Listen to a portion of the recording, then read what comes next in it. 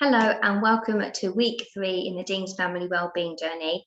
This week we went through the River of Wellbeing and it was actually really fantastic to learn so much more on this journey. I've made a couple of notes because I've not covered this myself, it's all very new, and it made me realise some of the things that I do that I need to start changing and putting in place and connecting more with Zach personally.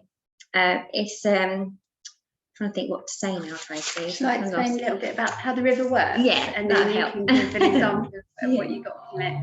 The River of Wellbeing is a fantastic, real simple way of us looking, taking a snapshot of where we are that particular day, whether we're in a good place mentally or whether we're struggling a little bit. So if you're in the middle of the river, happily floating down the river, enjoying the views and relaxing, then if we relate that to our hand model of the brain that we keep coming back to, that means you're in an integrated state and you're able to access your prefrontal cortex with all your empathy and your problem solving and all those other executive skills. But if you drift a little bit to the riverbank of chaos, that's a little warning sign to you that perhaps you're starting to come away a little bit. So if you find yourself all over the place, just go, oh, for goodness sake, stop doing that. Okay, go on then, just have it. If all of those kind of things that we get into with our kids sometimes, that's an indicator that we've slipped a little bit into the riverbank of chaos and we're not necessarily in a good place.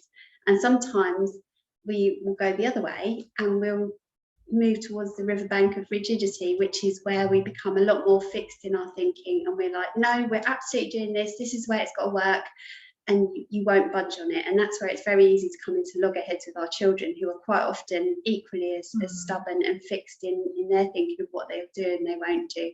So it's a really good way of just taking a snapshot of where am I right now in this moment. Am I grounded in the present moment? Am I calm and regulated, or am I starting to veer towards one riverbank or the other? And we talked about how most of us will have a tendency towards one riverbank, but actually in any given moment we can head towards both simultaneously. I seem to rock. I'm rickety, and then I end up going into a chaotic moment when they haven't listened to me, and then I'm going, and this is my husband and my son, so like this, whoa, on the boat.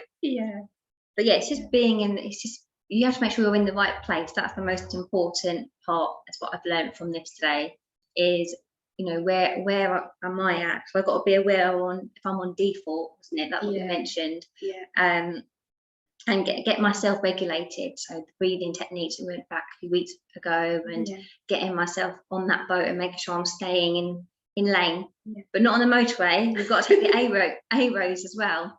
But I felt this morning, our metaphors I here, know, aren't we? but I am finding myself that actually I was between chaos and rickety this morning. So it was quite a bit of an opener that actually I need to try and, but at least I'm aware of it. And that's the thing, that's what this whole journey is about, isn't it? It's not passing judgment. It's, we're getting rid of parental guilt, we're getting rid of the judgment, we're actually just becoming more self-aware, and in that self-awareness having compassion on ourselves, because we're all under a lot of pressure. And if everything was running smoothly, if we weren't in a pandemic, if there was plenty of petrol, if no one was worried about school and everything else that we've got to contend with, then we could, we're all more likely to be floating down the middle of the river. But we've got all those added pressures on us, which mean that our boat's more likely to be pulled towards one of the river banks. And it's just about recognizing that and saying, I know I'm going to get a better response from my children if I can take a breath, get myself in a better place, get more regulated, because then I can respond differently, more intentionally, and I'm going to get a better outcome. So it's a really good thing to just take a snapshot, and also not just for us but for our kids as well, because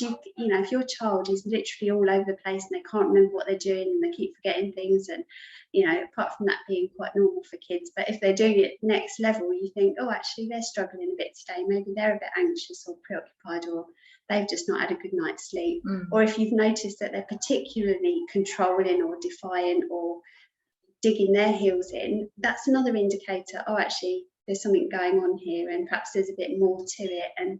And children can't always express it. They can't always tell us what's worrying them, and sometimes they might come across as really angry, but actually what's really going on is they're quite worried about something, or they're quite, they're anxious about going into school today because they've fallen out with their friend yesterday or something like that. So when we're calmer, when we're in the riverbank, when we're floating down the middle and not on the riverbank, and we're calmer, we can take that step back and think, what's going on for them? Yeah. So it's helpful for them and for us, really.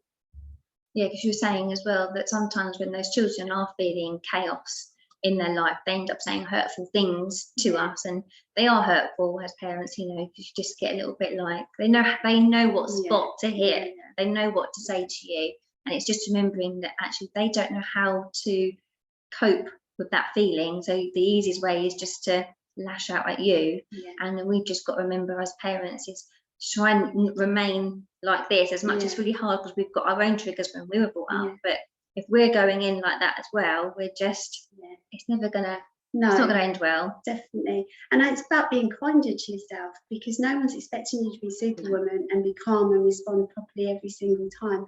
It's about how am I just taking time to be aware of where I'm at, and if actually I find myself getting really stressed, then is that because I'm not actually building in time for myself? I'm putting myself under too much pressure.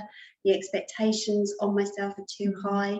We all do that. We're all guilty of that. We want to get all these things done and all these things achieved, and we think that we failed if we don't. And sometimes it's about saying, what's realistic? Am I putting myself under too much pressure? Because if I am, and if I'm trying to do too much, and if I'm too worried about what other people think and trying to meet other people's expectations instead of just focusing on connecting with my children, then of course I'm going to get more stressed, and I'm going to get drawn towards the chaos or the rigidity. And both of those are no good for connecting with my children. And that's actually what my main goal is. So it's stepping back and thinking, what's important? I've got to have that parental well-being. I've got to build in that time for me, so that I can then be in a good place and connect. And we watched a great video clip about connection, didn't we? Which you're going to post, aren't you? Yeah, so we went a little bit further and deeper into adverse child experiences, and we looked at what sort of triggers people might face and things, and we feel it's not really appropriate to share online. It was hard in the group, and it was quite an emotional thing to go through. So we're going to stick to a sympathy and empathy video, which is an amazing video to watch, and then we're going to post a toxic stress type of video as well. But both videos are really good and will help see the bigger picture on things as well. I thought they were amazing videos to share, and the group really enjoyed it, and that's what we'll do for the River of Wellbeing this week. Yeah, definitely we will, and we'll continue to just go through this theme of parental well-being and recognizing, and like Nadine said, this whole thing of when we look at what our experiences were growing up, how that impacts on our fight or flight, what our triggers are, how we look after ourselves in that. So in the group we did talk about a little bit more about how those things impact, but the main theme actually is about parental well-being, and it's understanding how our experiences can mean that we have a greater level of stress, and how that impacts on our health and our well-being, and about so we'll show the clip on that, and then focus on this idea of compassion, being kind to ourselves, and having self-compassion, and also having empathy for others, including our children, because they need that. They struggle sometimes as much as we do, and the things that are a big deal for them, whilst they may not be a big deal for us looking in, when we're trying to deal with paying all the bills, making sure everything runs smoothly, those things are a big deal to them. If their Lego tower's got knocked over, or the Wi-Fi's down and they can't get on the game, those are big things for them. So it's about actually validating how they're feeling and connecting with them. And that video clip's a real good reminder of that need to actually just be with somebody when they're struggling and help them to feel more connected, because connection is the big thing in well-being. So and Tracy was saying about when you're reading a story with your child and you're connecting, but for some of us, like my child's 7, and I'm not sure about what your children are like, but my child is very Xbox gamer. So for me to connect with him, really, I shouldn't have to expect him to watch a movie with me, because that's not what he wants to do. It's me going down to his level and connecting and going, okay, then let's both play Rocket League. Yeah. Let's, you know, I have no idea how to play, but let's do it together. And it's something that he knows and he loves to do. And seeing mummy have a go, to him, that's like really excitement. So yeah, it's just encouraging you to get connected with your child and doing something you completely wouldn't normally do with your child, but makes your child happy. And you wouldn't believe, I mean, I can imagine Zach's face now and we playing Rocket League. So you just think of something your child does all the time, and I'd love you to get involved in, do it. And please comment below on the video how you got on, because I'd love to know. Yeah. And then we'll join you next week for week 4. Yeah, look forward to it. I'm going to stop the share now, and then I'm going to stop the recording. But we will see you all next week. Take care. Bye.